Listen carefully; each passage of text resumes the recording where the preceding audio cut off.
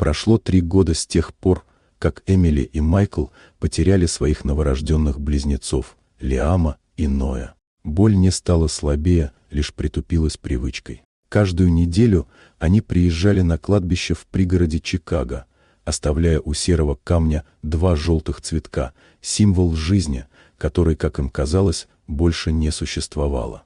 В тот день их мир треснул. У могилы появилась худенькая девочка лет 10, Скарлетт. Она выглядела так, словно взрослела слишком быстро. Загорелая кожа, грязная одежда, босые ноги и взгляд, не подходящий ребенку. Она уверенно указала на фотографии на надгробии и заявила, что мальчики живы и уже полгода живут у нее. Эмили охватило чувство, которое разум отрицал, но сердце принимало без сопротивления. Скарлетт показала старое фото на разбитом телефоне.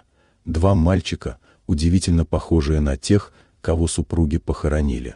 Подробности, которые знала девочка, не могли быть выдумкой. Родимое пятно, привычки сна, возраст. Все совпадало. Скарлетт жила на окраине города, рядом с промышленной зоной. Полгода назад она нашла близнецов в заброшенном фургоне возле автобусного терминала. Никто их не искал. Девочка забрала их к себе, кормила, мыла, работала днем, собирая вторсырье, а за детьми иногда приглядывала пожилая соседка. У Скарлетт была больная бабушка, и ответственность давно стала для нее нормой. Когда Эмили и Майкл увидели мальчиков, сомнений не осталось. Это были их сыновья, подросшие, но узнаваемые до боли. Семья воссоединилась, но радость была омрачена страхом Скарлетт остаться одной и неизвестностью будущего. Постепенно всплыли тревожные детали.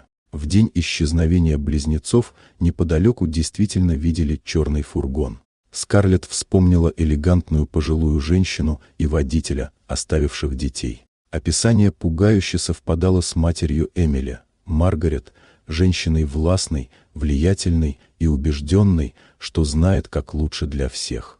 Майкл понял, исчезновение не было трагедией, это было решением, принятым за них. Пока Эмили боролась с послеродовой депрессией, ее мать получила контроль над документами и судьбами. Попытка устроить жизнь обернулась преступлением. В ту ночь, возвращаясь в город, Эмили и Майкл больше не были сломленными родителями. Они стали людьми, готовыми бороться за правду, за своих детей и за девочку, которая, не имея ничего, сумела сохранить для них самое важное. Вот такая удивительная история. Дорогие друзья, напишите в комментариях, откуда вы смотрите это видео. А если вам понравилась история, то поставьте лайк, а также подписывайтесь на канал, впереди еще много интересного.